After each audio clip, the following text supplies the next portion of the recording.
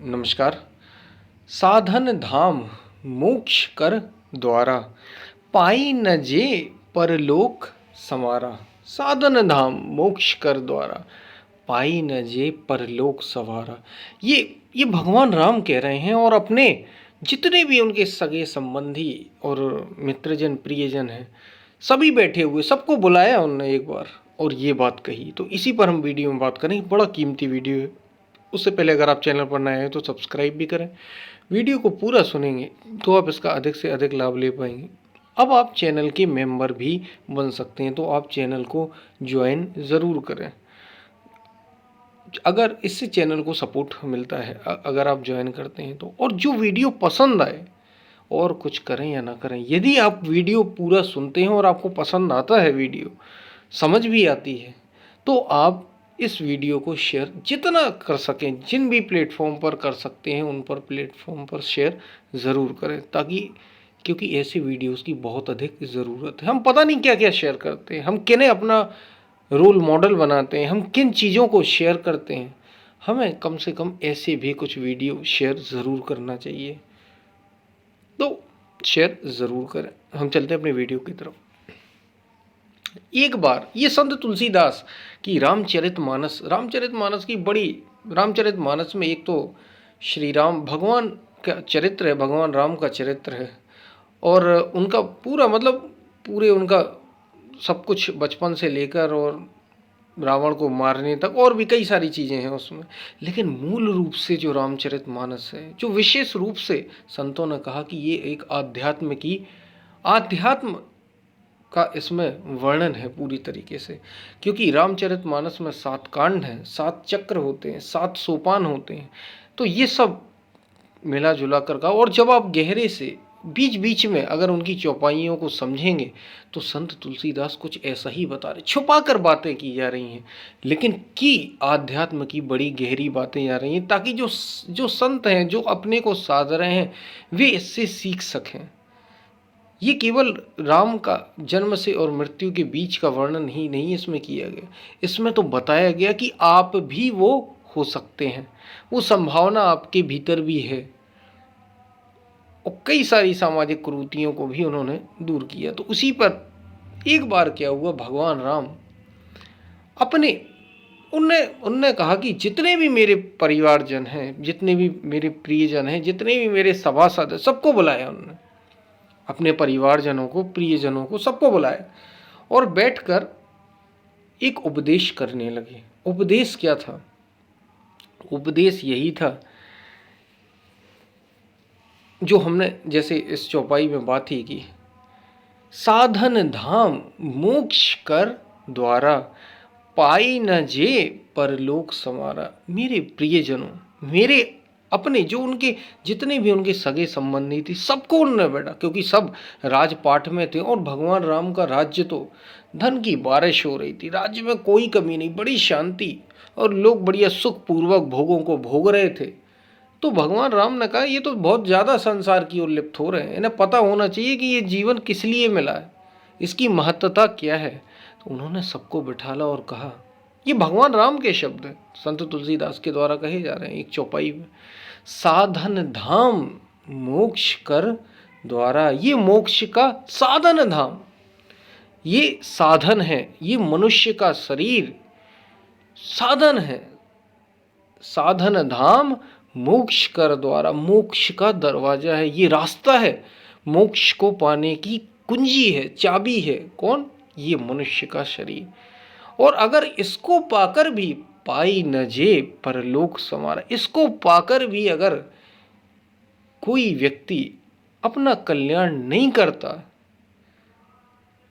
तो उसके होने न होने का, मनुष्य शरीर होने का कोई भी अर्थ नहीं। पाई न जे परलोक संवारा, जिसने अपना परलोक नहीं संवारा वो तो व्यर्थ ही जी रहा है, उसके जीने का कोई अर्थ ही नहीं है। ये भगवान राम कह रहे हैं, संत तुलसीदास ने भगवान राम के मुख से ही ये वचन कहलाया, साधन धाम मोक्ष कर द्वारा, पाई न जे परलोक संवारा। यानी ये कहा जाता है ना, बड़े भाग, संत तुलसीदास की ही चौपाई में, बड़े भाग मानस तन पावा, बड़े भाग्य से मनुष्य का ये शरीर मिला। आप क्या सोच रहे हैं कि ये ऐसे ही शरीर मिल जाता है? कुछ लोग तो ये सोचते ही हैं कि शरीर तो ऐसे ही मिला है, बड़ा उपयोगी है, ज़रा आप इसके प्रति कृतज्ञ तो होइए। हम तो कृतज्ञ भी नहीं होते। अगर आप ज़रा इस शरीर की कीमत को समझेंगे ना, ये जो शरीर, ये जो आपको सांसें मिल रही हैं, ये जो हम ऐसे ही गवा देते हैं अपने ही विचारधारा में, अपने ही काम में, क्रोध में, लोभ में, राग में, द्वेष, इन सब में हम जो गवा देते हैं, इसकी कीमत नहीं समझी हमने कि ये कितना कीमती है। योग कितना कीमती है, साधना पथ कितना कीमती ये सत्संग का पथ है। ये मनुष्य का शरीर बड़ा दुर्लभ है, बड़ा दुर्लभ।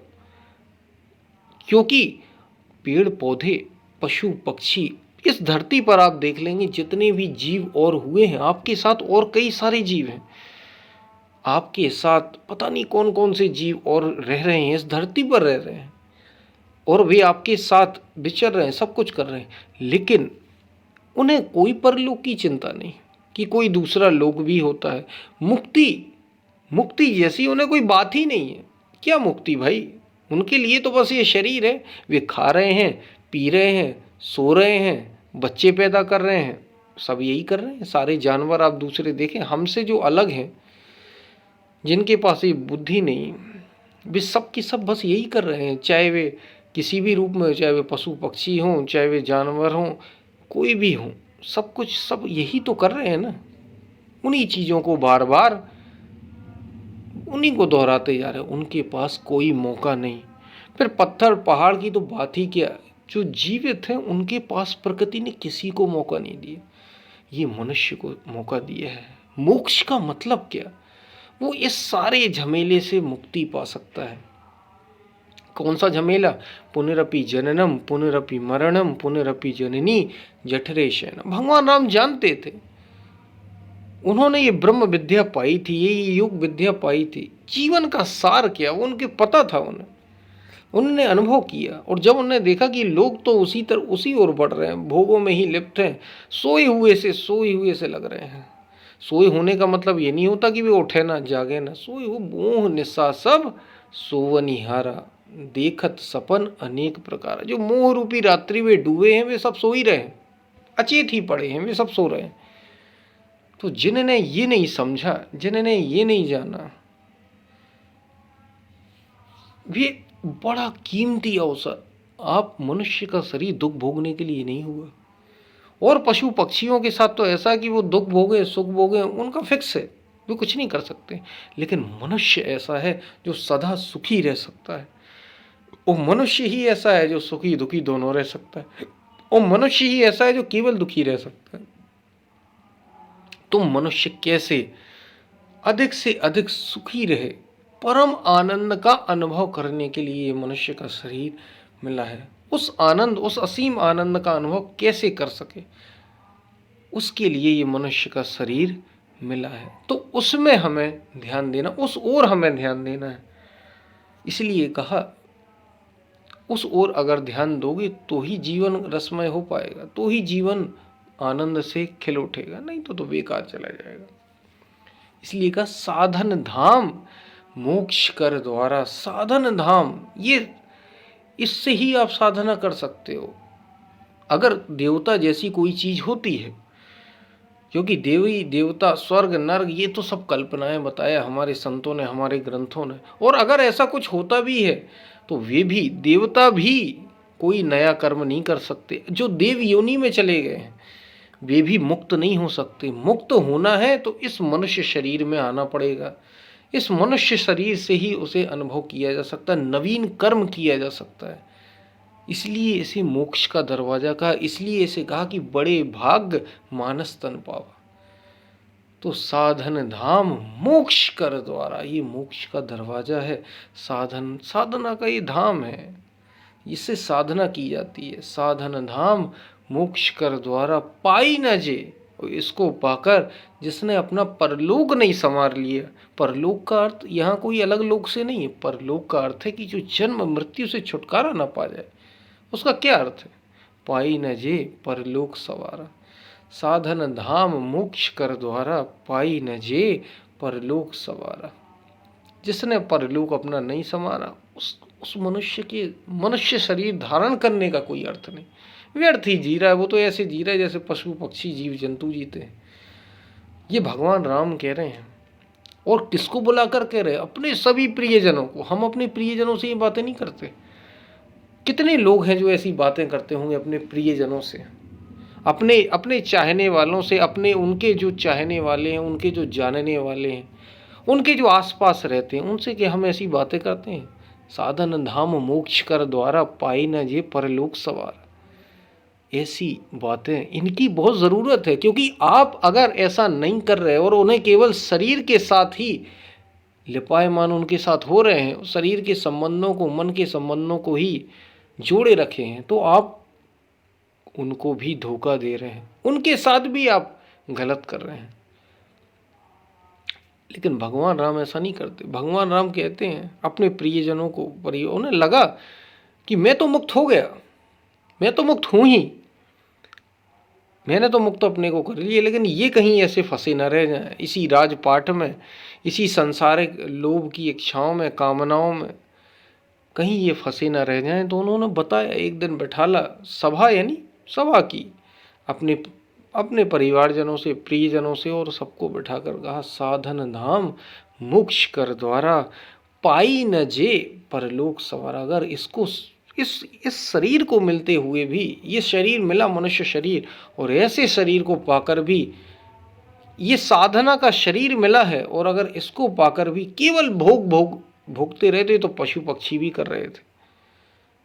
अगर तुमने यह नहीं किया तो तुम्हारा जीवन आना ही व्यर्थ हो जाएगा। ये मोक्ष का दरवाजा ऐसे जान लो और जन्म मृत्यु से छुटकारा पा लो। जो अमर आनंद है उसको अनुभव करो, इसी शरीर से अनुभव वो किया जा सकता है।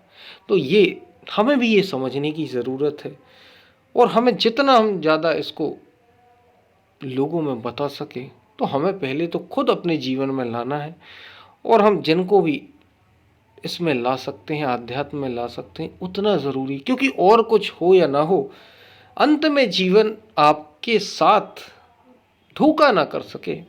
जीवन तो धोखा, आप अपने को, आपका मन आपको धोखा ना दे दे, जो कि देगा ही देगा अगर आप केवल बाहर बाहर भटकते रहे। तो जाग जाओ, इसकी बहुत ज़रूरत है। ये बात आपको समझ में आई होगी। हम फिर मिलते हैं, तब तक के लिए धन्यवाद। वीडियो पसंद आए तो शेयर ज़रूर करें, और अब चैनल के आप मेंबर भी बन सकते हैं, तो ज्वाइन भी कर सकते हैं, तो ज़रूर करें। हम फिर मिलते हैं, तब तक के लिए धन्यवाद।